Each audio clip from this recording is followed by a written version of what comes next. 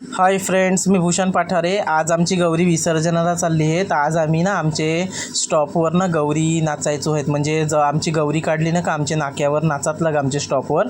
चला तुम्हाला आज मी आमच्याकडचा गौरी नाच दाखव। हो चला या।